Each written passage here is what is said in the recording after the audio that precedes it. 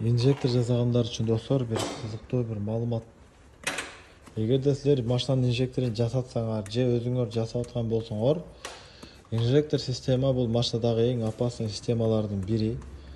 Биринчиден эмнени чечкен болсоңор, мисалы топление системада же болбосо дагы бир башка жеринде сөзсүз моторду муздатып алышыңар керек.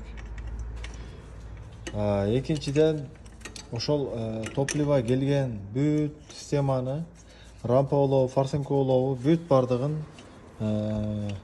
сальниктерин карап коюшуңар керек. Жыртылып калган жокпу, акпайбы, нымшыбайбы, полный. Андан кийин мыного воздушный коллекторлорду ачканыңардан кийин, кайра жапкандан кийин мындай дымогенератор түрлөрү көп мунун. Ушундай дымогенератор менен түтүн берип, эч жерине тешик болуп калган жокпу текшерип жаап койсоңор жакшы болот. Эгер дымогенераторго салбай калган болсоңор, кандайдыр бир жерде тешик болгон болсо, машина кайрадан оталбай калат. Мына машинанын келген маселеси ошондой. Бул машина бизге келгенде оталдырсаң, оталып кайра өтүп калат. Биз азыр буну кайра чечип, полный вакуум герметичности карап кайра жаап атат. Ошончо туугандар, ким эгерде инжектор жасайын десе, дагы бир маселе боло турган болсо, ушундай иштер боюнча, анда сөзсүз ачканда, жапканда жакшылап көңүл буруш керек. Эси кандайдыр бир жерде кичинекей эле ката кеткен болсо, бул толук мотор жак күйүп кетет. Мотор бензинден күйө турган болсо эгер, анда уже до конца күйүп бүтмөйүнчө өчпөйт ал. Капот ачылбай калат. Ошон үчүн бизде ушул даимий инжектор система иштегенибиз үчүн коопсуздук катары мынакей сигнализациядан коюлган болдорду баардыгын дегенде иштеди койгонбуз. Бул бензин өтө опасный болот. Тамеки чеккенге болбойт, алдагыда бүт баягы эмелерди. Бензин менен иштелген жерде ушундай коопсуздук маселелерине карап, андан кийин вообще инжекторду өзүңөр, анан кийин өзүңөр ачсаңар дагы үйүңөрдү ачпагыла. Атайын ошол бир нерсе болсо жаныңарда бир адам болуш керек. Мисалы мотор күйүп кетеби же баш болобу, же дагы бир бензин чачырап же бир зыян келеби мисалы. Ошол жардамга бир адам туруш керек сөзсүз. Андан кийин шашпай, эчтекени ашырып калбай, бүт нерсени детально караш керек. Бул жерде билинбегени менен, мисалы, азыр кичинекей эле темир тесекти ачып жаап атканы менен, мунун жоопкерчилиги мына миллион сомдук машина болот. Кичине ката менен өрт чыгат. Ошон үчүн инжектордун өзү негизи оплатасы ошончо кымбат болот. Көп адам түшүнбөйт. Инжектордун илимин үйрөнүш керек. Жоопкерчилик, безопасность, айторну болуп турганда канчалык деңгээлде тартыш керек. Ошолорго чейин маани бериш керек.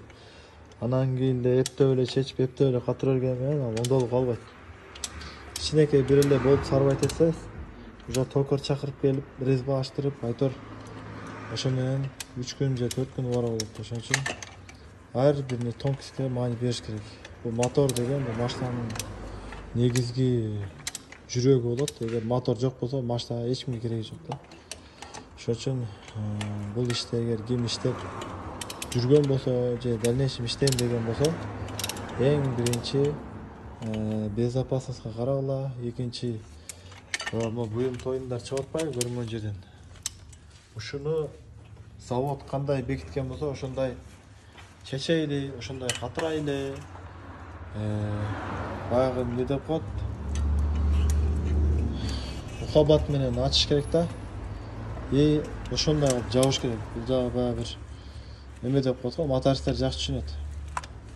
Өзүнчө бир нерсени нолдон куруп, өзүнчө баягындай берет да, адамга рахат берет. Ушундай бир акчасын унутуп, ишин жоопкерчилик менен жакшылап, эчтекесине карабай, бир нерсесин мисалы клиент албай калган болсо запчасть өзүң алып, салып, кайтор полный идеал кылып чыгарыш керек да. Ошонго маани бериңиздер, жакшылап иштеңиздер. Көп машинаны көрдүк, күйүп кетип атат, жүрбөй калып атат, башка болуп атат. Эч келе ошондой иштерди жасайбыз. Ошон үчүн совет катары айтып атам, инжектор менен этият болуп мамиле кылгыла. Оңой экен деп эле баары эле ачып эле эптеп эле стендке коюп жаба берген, аны менен машинаны долдуруп албайт. Жакшылап жауапкерчилик менен иштеңиздер. Анан кийин эгер сиз 3 айлык, 2 айлык күрөчүк болсоңуз, тоже анын кереги жок ачыштын. Мисалы мен 11 жылдык стажым ушул жерден жылбай турам. Бул балдар Жабы атасыз, чоң атасыз. уже окуну бүтүп иштеген балдар, бирок иштесе дагы ошол жерде полный эмеде турам, контроль кылам, катканда кандай катты, бүт текшерем. Бүткөндөн диагностика, там поток данныйга кирип, пропуск зажигания, дымогенератор полный текшеребиз. Андан кийин толук чыгарабыз да. Ошон үчүн инжектор шашылбагыла, 2 саат кетеби, 5 саат кетеби, айтор полный до мелочи. Бул жерде ошончо нерсе турат. Мисалы, Окуу жайда. катары айтып кете турган болсом, могул тешиктерге чейин тазалаш керек да. Инжектор отурган месталар, айтор полный, мону ачкандан кийин бумагалар тыгып, салкын жака мусор түшүп кетпеш үчүн айтор полный караш керек. До мелочи.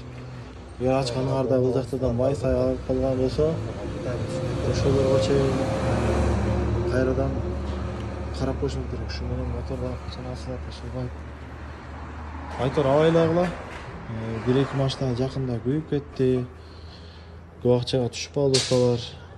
Устага деле зыян, машинанын ээсине деле зыян. Так что абайлаңыздар, жакшылап иштеңиздер, карап. Машинанда могул жерлерине май сай кийим менен жата кала бербестен, таза кийим же болбосо бандай атайын жаба турган нерселер болот, ошо менен жаап иштеңиздер. Баарыңарга ийгилик, ассалам алейкум.